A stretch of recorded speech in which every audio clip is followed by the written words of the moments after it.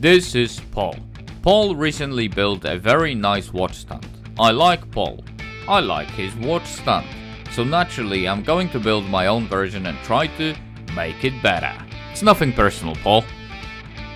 Welcome back, people. Great project this week, slightly different from our usual. So Paul from RedsworkshopUK has recently built an awesome watch stand from black limber he found at work. I, however, haven't got any black limber or a wenge, but I've got surprisingly good looking pallet wood, so I'll use that. And because it's Rare Craftsman channel, we'll try to improve on Paul's design a bit. So without further ado, let's get it done. Not an engineer, not a professional designer, just a man with calculator and enough optimism to be dangerous.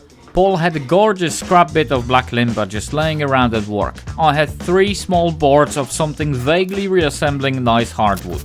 Same thing really, let's get on with it. Measurements written down, and yes, I'm actually drawing and planning this out before touching a single saw. I know, try to contain your shock. I've also very quickly realized these boards alone won't be enough, so mixed media it is. No mistakes allowed, so we're bringing out Fusion 360 for the arm and the router templates. These 2 clips are the closest I'll ever get to being a proper designer, so soak it in. My 3D printer will handle the rest at basically zero cost and considerably less drama. Now, mixing media and tools is my thing, and I'm not apologizing for it. So drop a comment if you're happy seeing the 3D printer in these projects. I'm asking because I actually care what you think. This is not a 3D printer advert, genuinely, but hear me out. A cheap basic 3D printer belongs in every woodworking workshop, and I'll tell you why while attaching these router templates. It saves time, it saves money, and prototyping before committing to expensive wood is just common sense. Mine gave me perfect reusable router templates, good for a large scale production. I also love mixing materials. A quality printed part elevates a product. Some people use it to make things look cheap. Those people are wrong, but as always, I'll leave that for you to decide.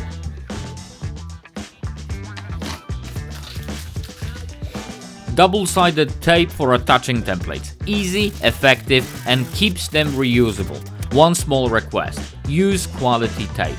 Not the suspiciously yellowed roll that's been living in your drawer since 1990. That one can stay in a drawer where it belongs.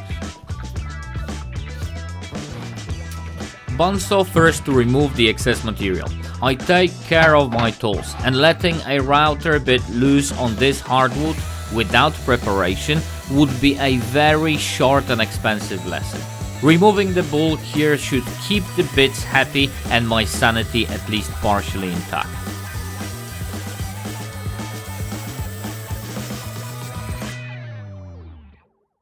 Ah yes, the expensive tools comments. Always a pleasure. This is my table router, bought from a supermarket, priced somewhere in the region of a bag of potatoes. And yet, with my modifications, it'll be heading back to Poland with me and serving faithfully for another 10 years. Money well spent, I'd say.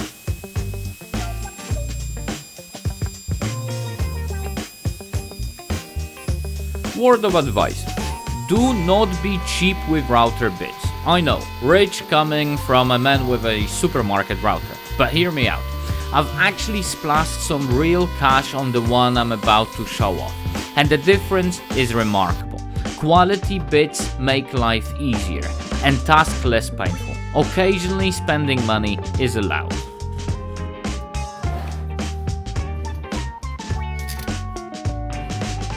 With this 3D printed template, I'm routing out a cavity inside the board. Something special is going there, and no, I'm not telling you what. Pause the video, pop your guess in the comments, and we'll see how many of you actually get it right. Spoiler, probably not many.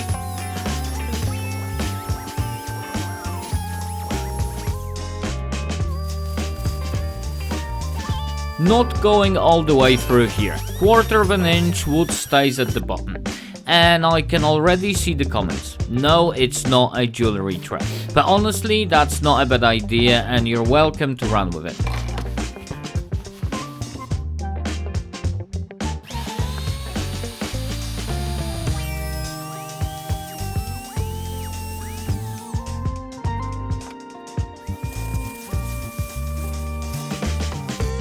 More expensive tools. Brace yourselves. This is my flattening jig, which is, and I'm not embarrassed to say this, a flat board with sticky tape and sandpaper on it.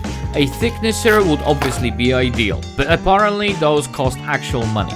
If anyone would like to donate one, I'll be grateful and mention you once, maybe twice. Don't fast forward, you're watching the sanding too. I've done it, filmed it, the least you can do is witness it. We suffer together.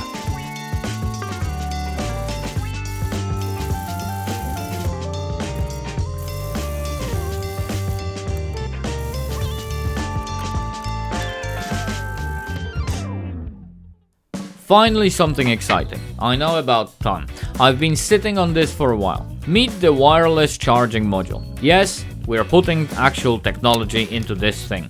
Don't panic, it's easy, and I have full confidence you can handle it, mostly. Hot glue is all you need there. Don't overthink it. Just make sure you use enough because once the lid goes on, it's on forever. No going back. Choose wisely. Dry fit everything before touching the glue. This is non-negotiable. The reason I know this so confidently is absolutely none of your business. CA glue works perfectly with PLA. Tested and confirmed. Feel free to use something different if you want. Just perhaps test it elsewhere first rather than finding out the hard way. Again, don't ask how I know.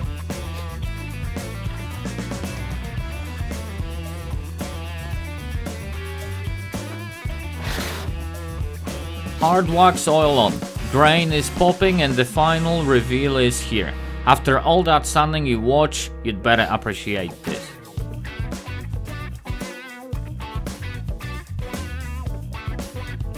Great project. So thank you Paul for the inspiration. Link to his video is in the description. Go watch it and subscribe. He definitely earned it.